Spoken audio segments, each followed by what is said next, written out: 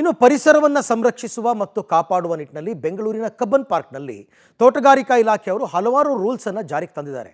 ಆದರೆ ಜನ ಅದನ್ನು ಫಾಲೋ ಮಾಡ್ತಾ ಇಲ್ಲ, ವಿಪರೀತವಾಗಿ ವೈಲೇಟ್ ಮಾಡ್ತಾ ಇದ್ದಾರೆ. ಇದರಿಂದ ತೊಂದರೆ ಆಗ್ತಾ ಇದೆ.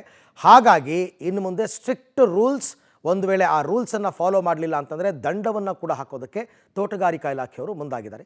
ಇದಕ್ಕೆ ಸಂಬಂಧಪಟ್ಟ ಒಂದು ಸ್ಟೋರಿ ಇದೆ, ನೋಡೋಣ ಬನ್ನಿ. ವಾಹನ ಸವಾರರೇ ಗಮನಿಸಿ ಗಮನಿಸಿ, ಕಬ್ಬನ್ ಪಾರ್ಕ್ನಲ್ಲಿ ಕೆಲ ವಾಹನಗಳಿಗೆ ನೋ ಎಂಟ್ರಿ, ಬೈಕ್, ಕಾರ್, ಆಂಬ್ಯುಲೆನ್ಸ್ಗೆ ಮಾತ್ರ ಪ್ರವೇಶ.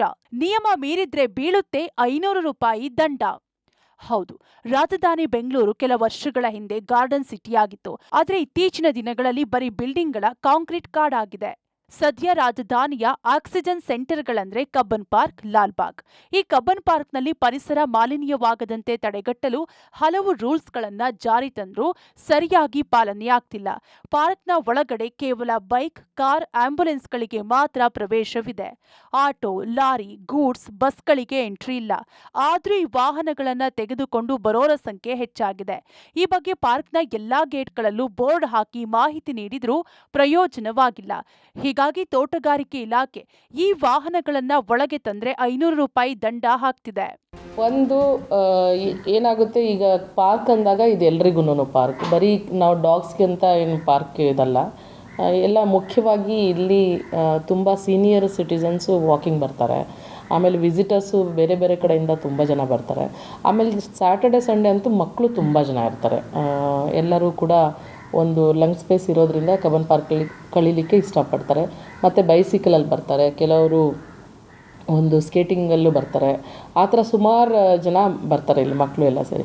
ಸೊ ಹಾಗಿರುವಾಗ ನಾವು ಏನು ಮಾಡಬೇಕು ಅಂದರೆ, ಇಲ್ಲಿ ಮುಖ್ಯವಾಗಿ ಈ ರೂಲ್ಸ್ ಹೊಸದೇನಲ್ಲ, ಹಳೇದೇ ರೂಲ್ಸು. ಬಟ್ ಅದನ್ನು ನೀವು ಕರೆಕ್ಟಾಗಿ ಇಂಪ್ಲಿಮೆಂಟ್ ಮಾಡಬೇಕು. ಅಂದರೆ ನೀವು ಅದನ್ನು ಸ್ಟ್ರಿಕ್ಟಾಗಿ ಫಾಲೋ ಮಾಡಬೇಕು ಅಂತ ನಾವು ಎಲ್ಲರಲ್ಲೂ ಕೇಳ್ತೀವಿ ಅಷ್ಟೇ. ಇನ್ನು ವಾಹನ ಸವಾರರ ಜೊತೆಗೆ ಪಾರ್ಕ್ಗೆ ಬರೋ ಕೆಲ ಜನರು ಸಹ ಪರಿಸರ ಹಾಳು ಮಾಡ್ತಿದ್ದಾರೆ. ಹೀಗಾಗಿ ಪಾರ್ಕ್ನಲ್ಲಿ ಎಲ್ಲೆಂದರಲ್ಲಿ ಊಟ ಮಾಡಿ ಪಾರ್ಸೆಲ್ ತೆಗೆದುಕೊಂಡು ಬಂದ ಪ್ಲಾಸ್ಟಿಕ್ ಚೀಲ, ವಾಟರ್ ಬಾಟಲಿಗಳನ್ನು ಬಿಸಾಡಿದವರಿಗೆ ದಂಡ ಹಾಕಲಾಗ್ತಿದೆ. ಜೊತೆಗೆ ಪಾರ್ಕ್ಗೆ ಶ್ವಾನಗಳನ್ನ ಕರೆದುಕೊಂಡು ಬಂದು ನಾಯಿಗಳ ಗಲೀಜನ್ನ ಎಲ್ಲೆಂದರಲ್ಲಿ ಬಿಸಾಕಿದ 2 ಶ್ವಾನ ಮಾಲೀಕರಿಗೆ ದಂಡ ಹಾಕಲಾಗಿದೆ. ಅದರಂತೆ ಅನುಮತಿ ಇಲ್ಲದೆ ಪಾರ್ಕ್ ಒಳಗೆ ಜೋಳ, ಐಸ್ ಕ್ರೀಂ ಮಾರೋ ತಳ್ಳೋ ಗಾಡಿ ವ್ಯಾಪಾರಿಗೂ ಫೈನ್ ಹಾಕಲಾಗಿದೆ. ಮುಖ್ಯವಾಗಿ ತಮ್ಮ ಶ್ವಾನಗಳಿಗೆ ಏನು ಇಲ್ಲಿ ಕಬ್ಬನ್ ಪಾರ್ಕಿಗೆ ಕರ್ಕೊಂಡು ಬರ್ತೀರಾ, ಅವರಿಗೆ ಅಂದರೆ ಚೈನ್ ಬಿಟ್ಟು ಫ್ರೀ ಬಿಡಬಾರ್ದು. ಚೈನಲ್ಲಿ ಅಂದರೆ ಮುಗಿಸೋವರೆಗೂ ಕೂಡ ಅದು ಚೈನಲ್ಲೇ ಇರಬೇಕು. ಒಂದು. ಎರಡನೇದು ಬಂದುಬಿಟ್ಟು, ಏನು ನೀವು ವಾಕಿಂಗ್ ಕರ್ಕೊಂಡು ಬರ್ತೀರಾ ಅದರದ್ದು ಎಕ್ಸ್ಕ್ರೀಟ ಏನಿದೆ ಅದನ್ನು ನೀವು ಇಮಿಡಿಯೇಟ್ಲಿ ಅದನ್ನು ತೆಗೆದು ಒಂದು ಕಡೆ ಡಸ್ಟ್ಬಿನ್ಗೋ ಇನ್ನೊಂದು ನೀವು ಹಾಕೋದನ್ನು ಮಾಡಬೇಕು. ಇದು ಕೂಡ ನೀವು ಸ್ಟ್ರಿಕ್ಟಾಗಿ ಫಾಲೋ ಮಾಡಿ. ಖಂಡಿತವಾಗ್ಲೂ ದಂಡ ಇದೆ, 500 ರೂಪಾಯಿ ದಂಡ ಇದೆ. ಯಾಕೆಂದರೆ ಪಾತ್ವೇಸಲ್ಲೆಲ್ಲ ನೀವು ಅದನ್ನು ಬಿಟ್ಟಾಗ ಬೇರೆಯವ್ರು ಅದನ್ನು ತುಳ್ಕೊಂಡು ಓಡಾಡೋಕ್ಕಾಗಲ್ಲ. ಒಂದು ಮತ್ತು ಎಕ್ಸ್ಕ್ರೀಟ ಬಂದುಬಿಟ್ಟು ಇದು ಎಸ್ಪೆಷಲಿ ಡಾಗ್ದು ಮತ್ತು ನಮ್ಮ ವುಮೆನ್ದು ಇಟ್ ಈಸ್ ವೆರಿ ಬ್ಯಾಡ್. ನಿಮ್ಗೆ ಗೊತ್ತಿದೆ, ಹೆಲ್ತ್ ಆಸ್ಪೆಕ್ಟ್ಸಿಂದ ಅದನ್ನು ಕೂಡ ನಾವು ಅದನ್ನು ಸರಿಪಡಿಸ್ಕೋಬೇಕಾಗುತ್ತೆ.